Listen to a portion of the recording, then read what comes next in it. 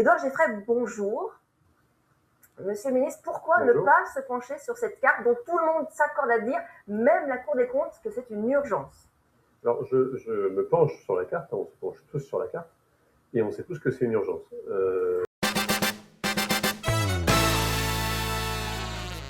1 million de dollars pour chaque habitant. 58 000 fois 1 million, ça fait combien? 58 000 fois 1 million. Ça fait 58 millions. On est contacté parce que des gens aiment bien ce qu'on fait, aiment notre patte en humour, et ils se disent on va faire pareil. Ils veulent faire pareil, mais au moment où on propose des choses, ils font oui, mais il y a des petites réticences. Voilà. Les gens reculent en fait parce qu'on se dit oh là là, mais en fait vous allez traiter de ça. C'est une conjonction C'est une conjonction de pas de couilles. De pas de couilles.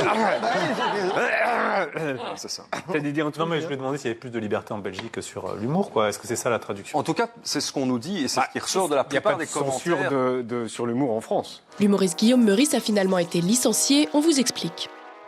Figure de l'émission Le Grand Dimanche Soir, présentée par Charline Vanhoenacker, Meurice a été écarté de l'antenne le 2 mai, soit 4 jours après avoir réitéré ses propos polémiques sur Netanyahou, tenus une première fois fin octobre.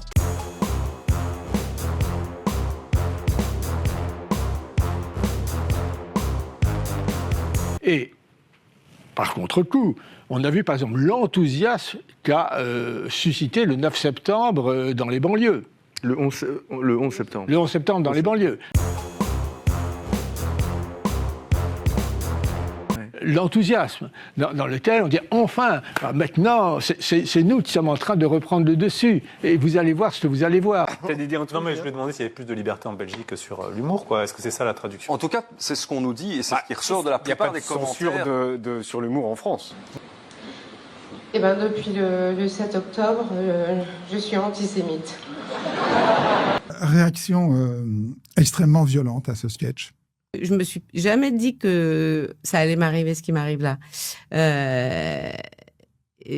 que là, il y a vraiment des vraies conséquences, des vraies conséquences sur ma vie matérielle. Qui durent jusqu'à aujourd'hui? Ah bah oui, C'est-à-dire que les propositions ne sont pas revenues concrètement? Les propositions ne sont pas revenues. Et puis, à force de plus avoir de revenus, en fait, il y a des conséquences. Quand même. Et je pense que le Bataclan a été vécu par beaucoup comme une grande source de fierté, dans lequel on reprenait notre rôle normal.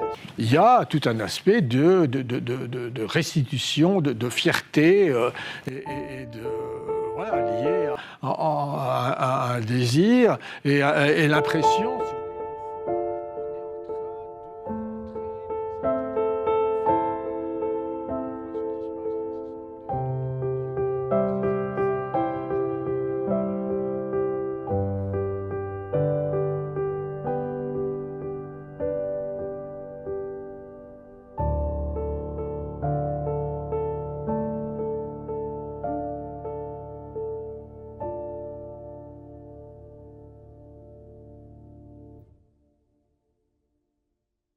C'est ce qu'on nous dit et c'est ce qui ressort de la plupart des commentaires. Il n'y a pas de censure sur l'humour en France.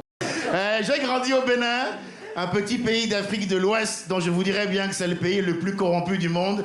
Mais le problème, c'est que les pays voisins pourraient me traîner en diffamation.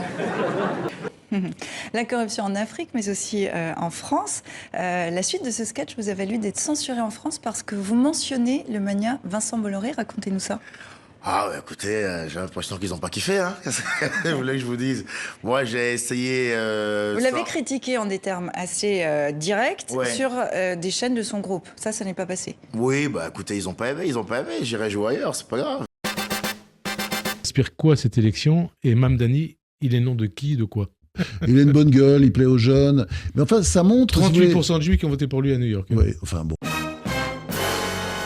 Ça montre, si vous voulez, la dégénérescence mentale d'une grande partie de la population, à commencer, je sais vous le dire, mais des 38% de Juifs qui votaient pour lui. Parce que, je dis pas que c'est Hitler, mais enfin bon. Tous un très joyeux Noël.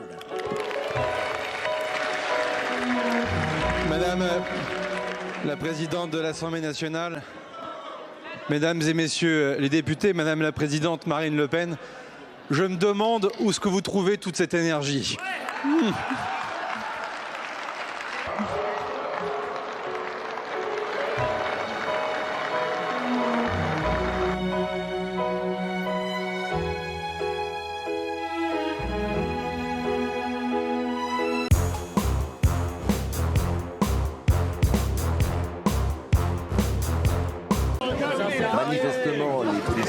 travail et les gens en face sont blancs. Vous voyez, et c'est important de le dire, parce que c'est pas facile pour les policiers. Voilà, ils sont obligés de s'interposer en plus avec des gens de qui ils partagent parfois même les convictions ou les origines. Les origines. Oui, puis même les convictions, les valeurs. Et ils font leur job, les policiers. Et croyez-moi, c'est pas facile pour eux.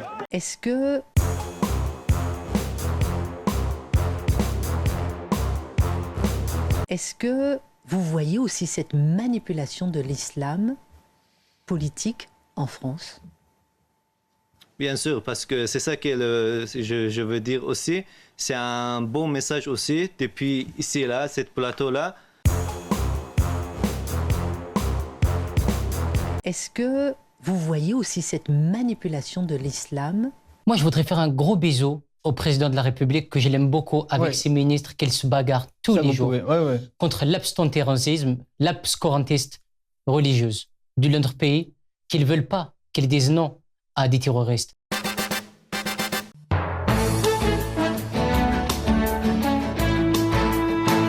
Bonjour. Bonjour. Vous avez quel âge? 18 ans. 18 ans? Ah oui, vous êtes tout jeune.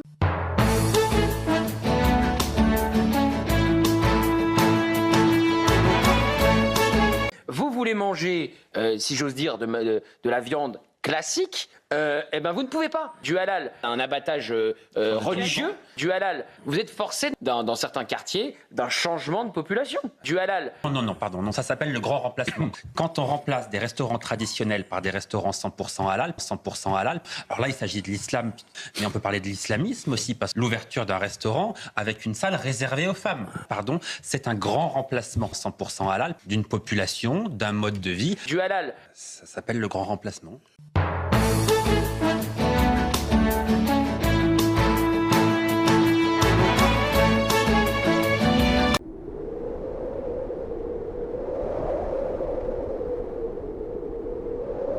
Rien à faire de ce que pense Mélenchon et ses amis. Les banquets sont remplis. C'est ça la France. Du vin, du cochon, du sardou.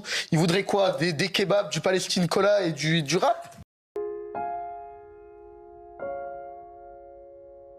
Mais ça donne beaucoup d'espoir en fait. Les Français aiment vivre à la française. Exactement. Les Français aiment la France. Et puis tant qu'il y aura des Français pour continuer à vivre à la française, la France perdurera. Je me demande s'il y a aussi des orthophonistes qui soignent aussi le racisme. Alors exactement, je suis avec des électrices convaincues. Elles votent pour d'abord le FN, Jean-Marie Le Pen, depuis l'âge de leurs 18 ans. Vous, Jordan Bardella, les épaules, a le niveau pour être président? Qu'est-ce que c'est dégueulasse? Et qu'est-ce que c'est bon? Ah, c'est super.